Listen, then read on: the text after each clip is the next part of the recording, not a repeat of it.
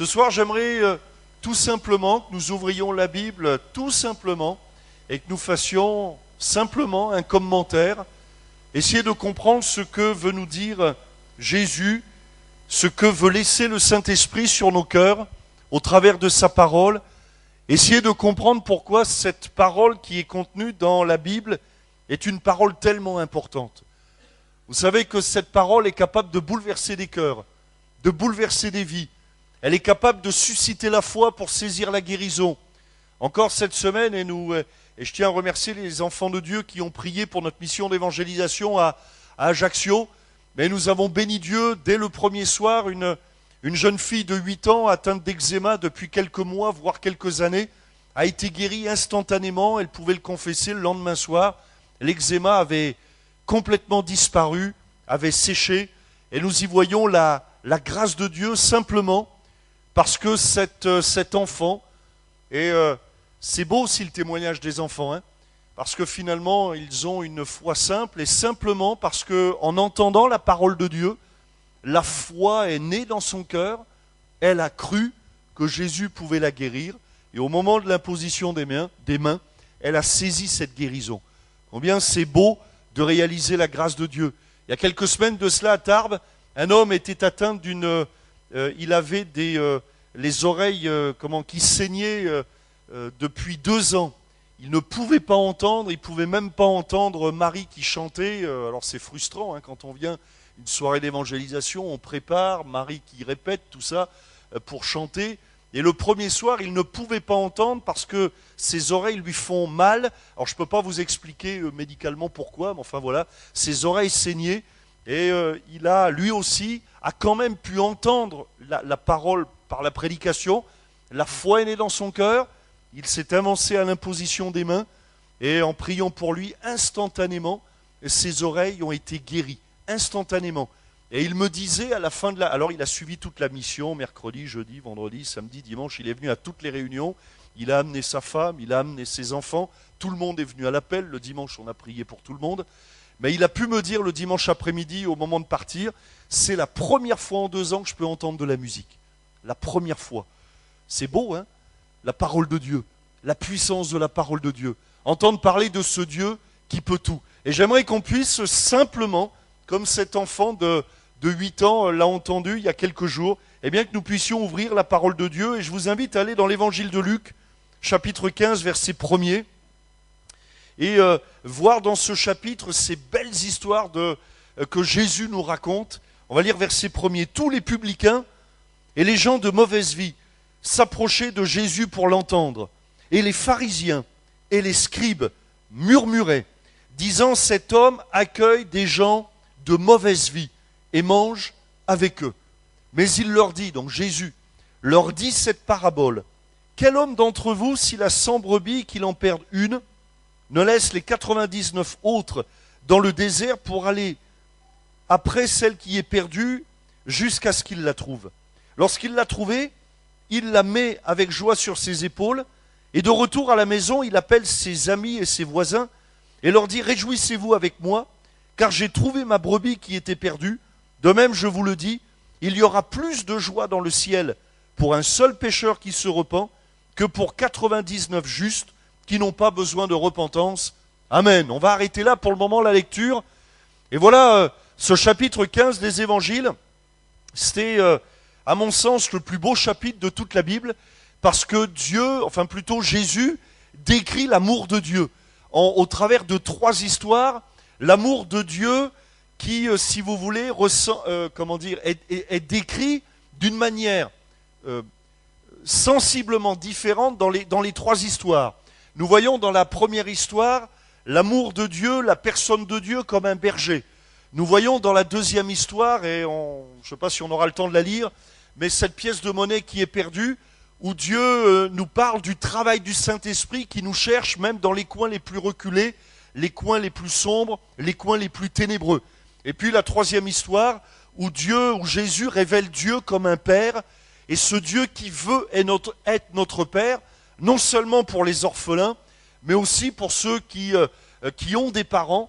Mais finalement, dans la vie, tous, nous avons besoin d'un père, d'un protecteur, de quelqu'un qui a un plan, de quelqu'un qui a un programme, de quelqu'un qui a des projets et qui nous aime comme nous sommes, qui a des projets pour chacun d'entre nous. Mais ce qui m'interpelle dans ce chapitre, c'est l'auditoire. Moi, ce soir, j'ai un bel auditoire. Vous êtes beaux, vous êtes bien rasés, enfin les hommes. Vous sentez bon, vous êtes souriant, vous avez les yeux bien ouverts, à part ceux qui dorment. Non, je dénonce personne. Moi, j'ai un bel auditoire ce soir. Puis vous êtes formidables, vous êtes des gens formidables. Bon. Mais là, regardez l'auditoire de Jésus. La Bible nous dit que tous les publicains et les gens de mauvaise vie s'approchaient de Jésus pour l'entendre. Pourquoi ? Parce qu'ils savaient qu'il y avait dans la ville une personne qui ne les rejetterait pas, c'est Jésus.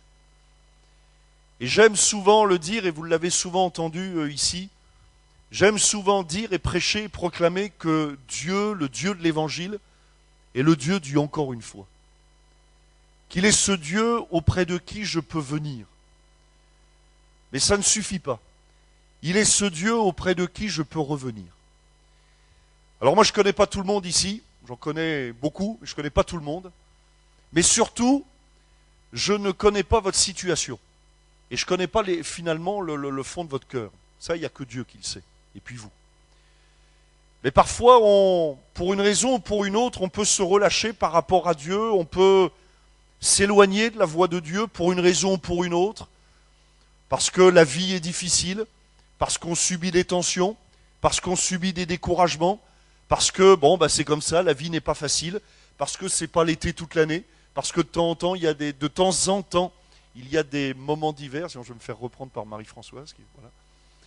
Il y a des moments d'hiver, il y a des moments d'automne où c'est plus la saison des fruits, mais la saison où les feuilles tombent, où les arbres sont dégarnis. Et parfois, dans la vie, c'est un petit peu ça. On a des moments dans la vie où on a l'impression qu'on ne peut plus rien gagner, qu'on ne peut rien avoir, qu'on ne peut pas porter du fruit, mais que finalement, on ne fait que perdre des feuilles, on ne fait que perdre des rêves, on ne fait que finalement accumuler des déceptions, des désillusions, et pour une raison ou pour une autre, il peut nous arriver de nous éloigner de Dieu, il peut nous arriver de refermer la Bible, ou plutôt d'avoir tellement de mal à ouvrir la Bible, on a l'impression que chaque page pèse des tonnes et des tonnes, on a du mal à lire la Bible, on a du mal à revenir à l'église, mais c'est bon de savoir que Dieu est le Dieu du encore une fois. Il est ce Dieu qui nous ouvre la porte. Et je pourrais m'éloigner autant de fois je pourrais revenir à Dieu. Tant que la porte de la grâce est ouverte, je peux revenir à Dieu. Parce que Dieu est le Dieu du encore une fois. Et normalement vous dites Amen.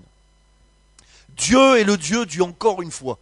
Il est ce Dieu qui nous cherche. Et c'est pour ça qu'il y avait dans cet auditoire les gens, d'une certaine manière, rejetés, les déçus, allez, permettez-moi ce terme qui ne fait pas plaisir, mais on pourrait dire les ratés, les échecs.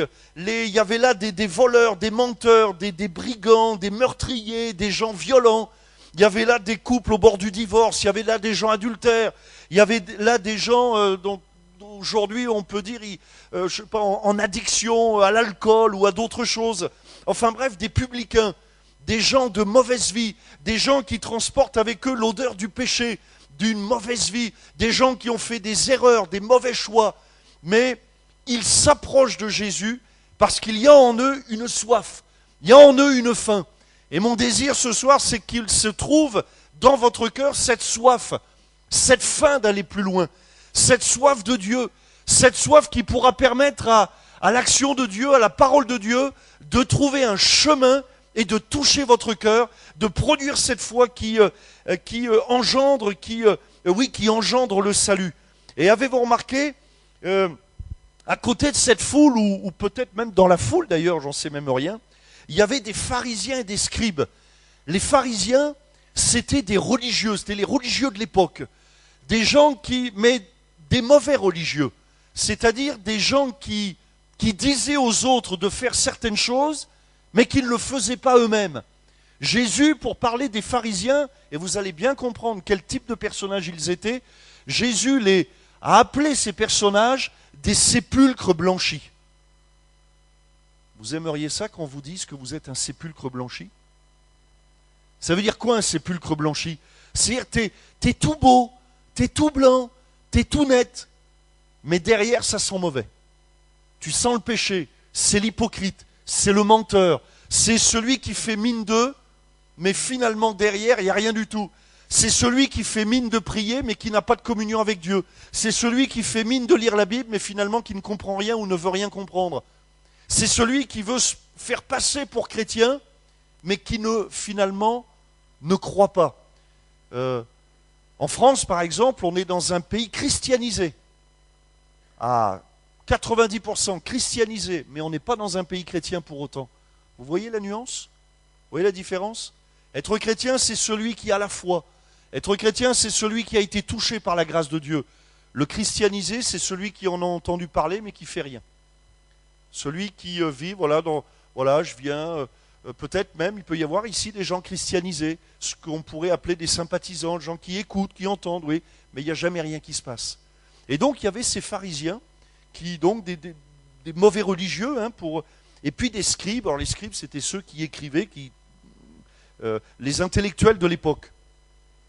Et voilà que ces gens, ils murmuraient, disant, cet homme accueille des gens de mauvaise vie et mange avec eux.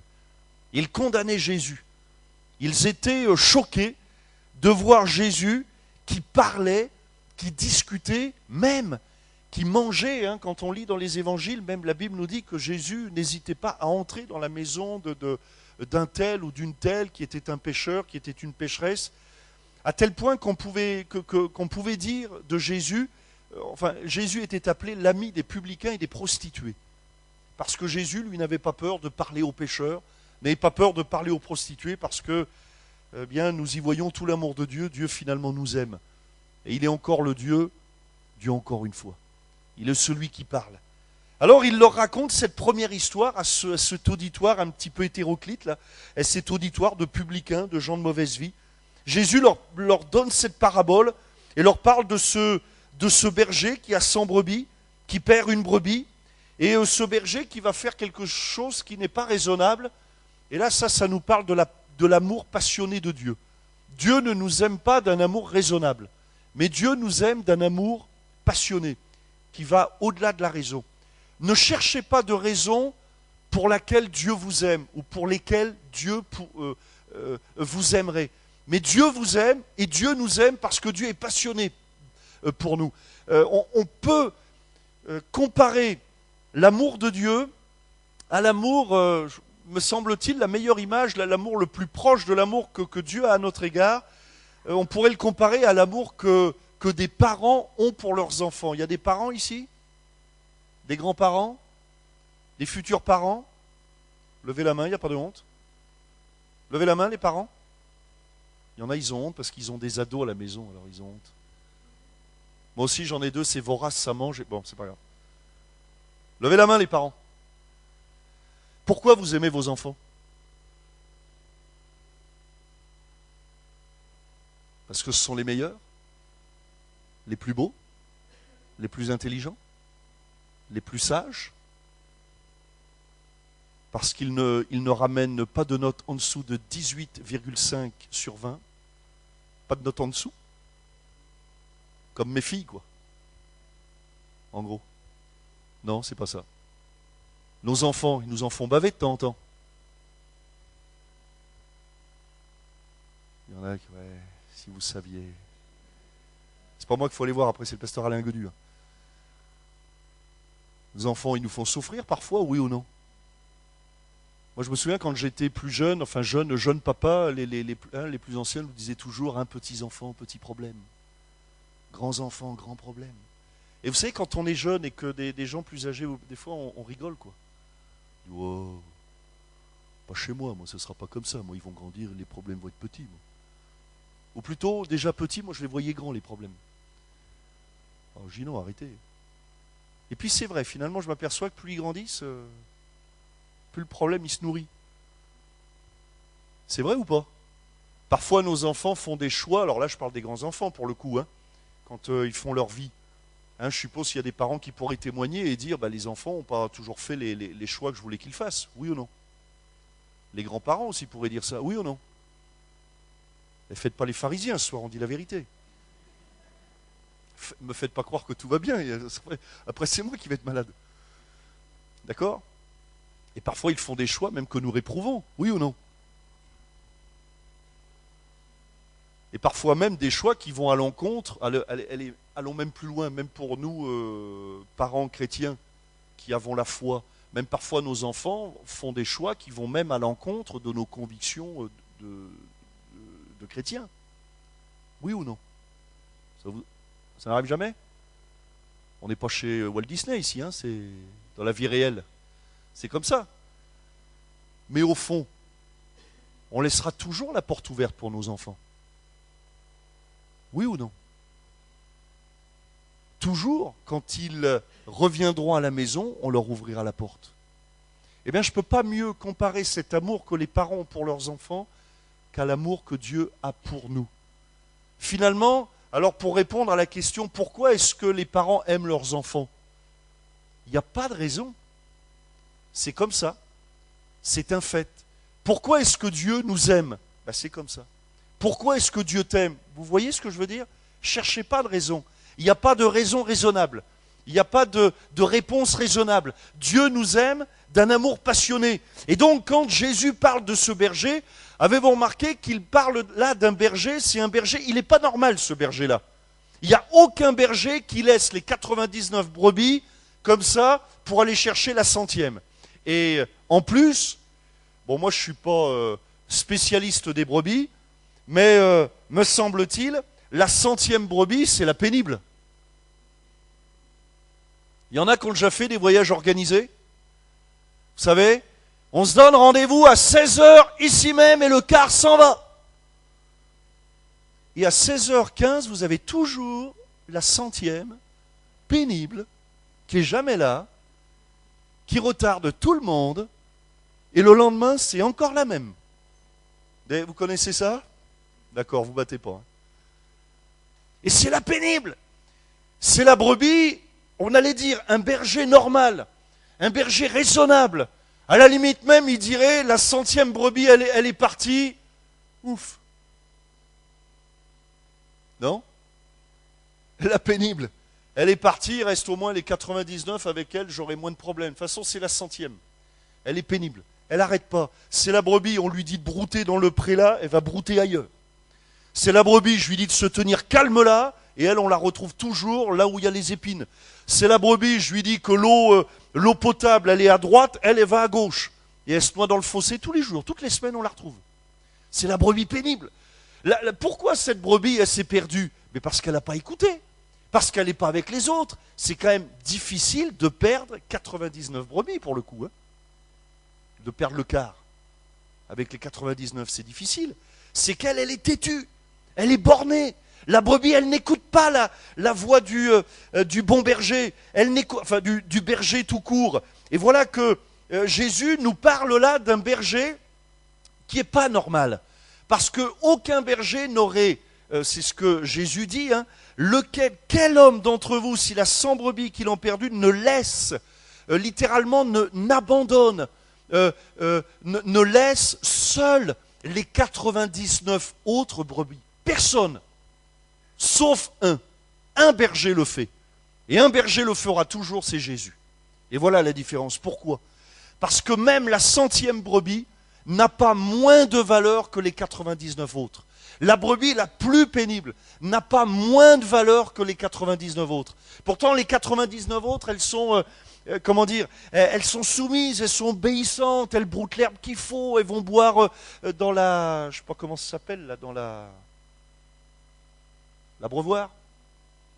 Il n'y a pas de berger ici? Vous n'avez pas de brebis chez vous? Même pas là, Séverine, pas de brebis, rien? T'as tout sauf des brebis. Bon, je sais pas, dans la mangeoire, quoi. Enfin, mettez-le où vous voulez. Hein. Mais bon, les 99, elles écoutent.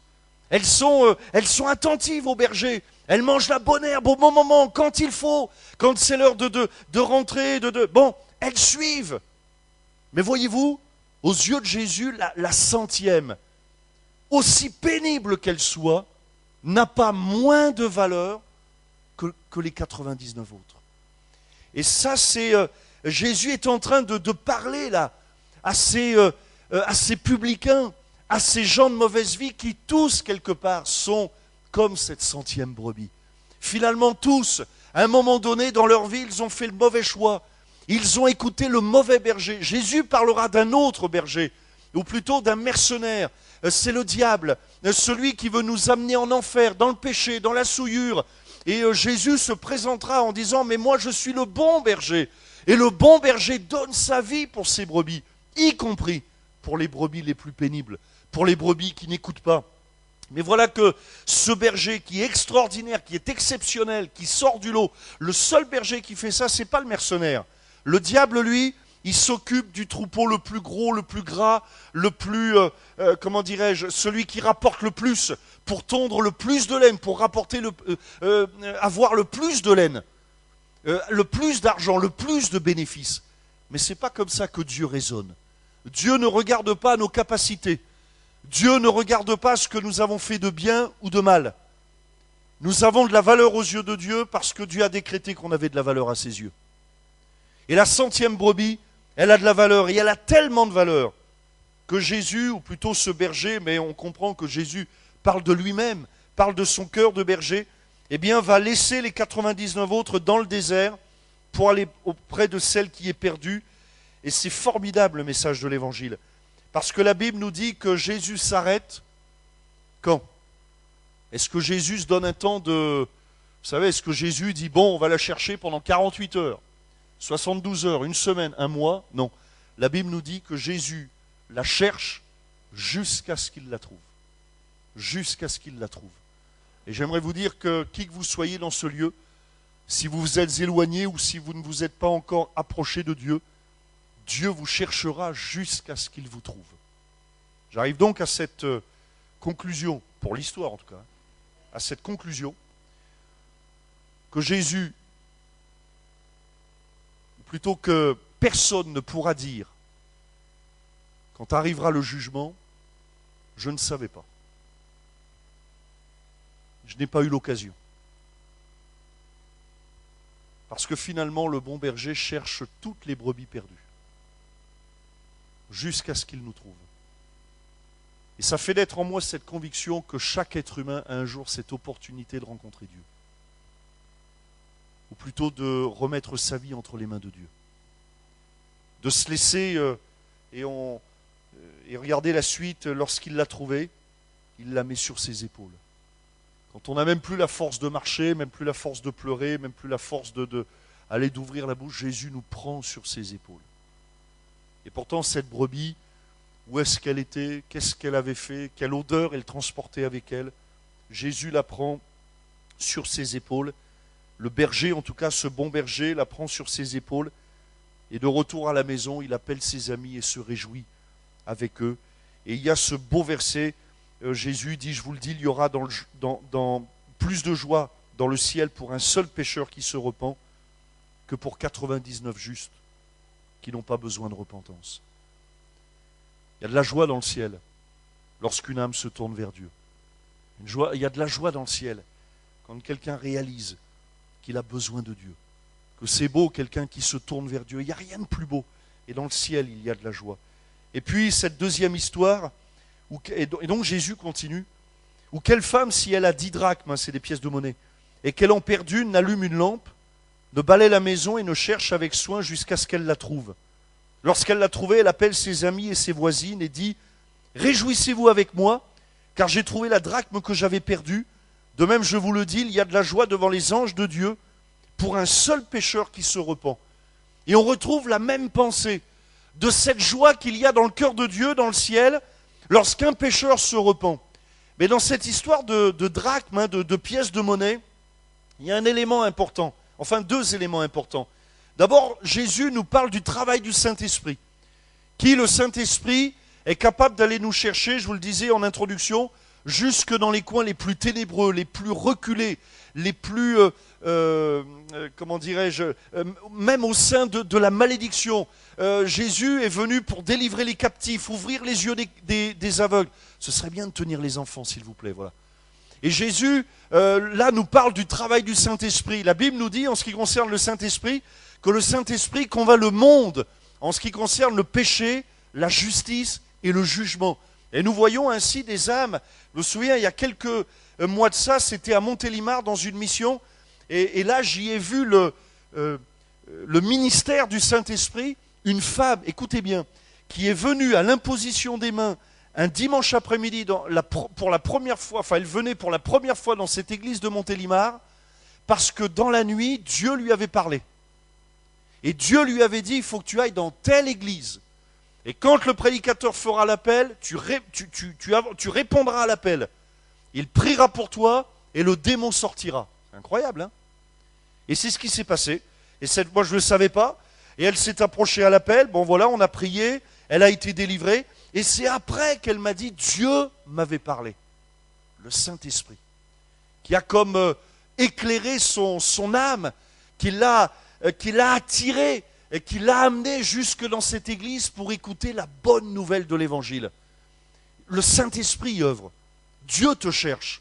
Et le Saint-Esprit te parlera, essaiera de te réveiller au travers de circonstances, mais aussi au travers de ce qu'on appelle la conscience ou le cœur. Dieu te parlera par son esprit. Et puis le deuxième point, et je termine, c'est pourquoi est-ce que Jésus parle de pièces de monnaie? C'est aussi pour nous enseigner, nous convaincre, voilà, nous convaincre que nous avons de la valeur. Chaque fois que la parole de Dieu nous parle de pièces, d'argent, etc., c'est pour nous parler, derrière, c'est pour nous parler, l'image, c'est nous dire qu'il y a de la valeur. Et aux yeux de Dieu, et ça c'est extrêmement important, j'ai de la valeur. Et cette pièce de monnaie qui était perdue, on aurait pu croire ou dire, bon ben voilà, une pièce de monnaie qui n'est pas dans le porte-monnaie n'a plus de valeur, parce qu'elle ne sert à personne. Et peut-être quelqu'un au milieu de nous peut dire, mais moi je suis dans l'ombre. Pour qui est-ce que j'ai de la valeur? Pour Dieu, tu as de la valeur. Et voilà que le Saint-Esprit, Jésus nous parle de cette drachme, de cette femme là, qui a 10 drachmes et qui, elle en perd une, mais elle balaye la maison, elle cherche avec soin, et encore une fois, jusqu'à ce qu'elle la trouve. Elle retourne la maison, elle balaye partout, elle cherche partout, parce qu'il manque cette 10e pièce, comme il manquait la 100e brebis. Et là encore, dans l'auditoire qu'avait Jésus, et peut-être ce soir, il y avait de ces 10e pièces, si vous me permettez l'expression. Il y avait dans cet auditoire, là encore, des gens de mauvaise vie, des publicains, qui étaient semblables à cette 10e pièce, qui n'étaient plus à leur place, qui n'étaient pas dans le plan de Dieu, qui n'étaient pas dans ce plan de bénédiction, mais qui avaient perdu leur place, qui avaient littéralement perdu leur identité. Je n'ai pas le temps de lire la 3e histoire, l'histoire du fils prodigue. Nous voyons là aussi un garçon qui qui part, l'image c'est ça, qui part de la maison du Père. Et la maison du Père, c'est la maison de Dieu.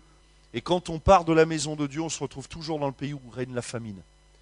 Et il se retrouve à un moment donné, il va dire « je meurs de faim ». Et puis il va revenir, et là, Jésus nous parle de l'amour du Père. Il est le Dieu du encore une fois.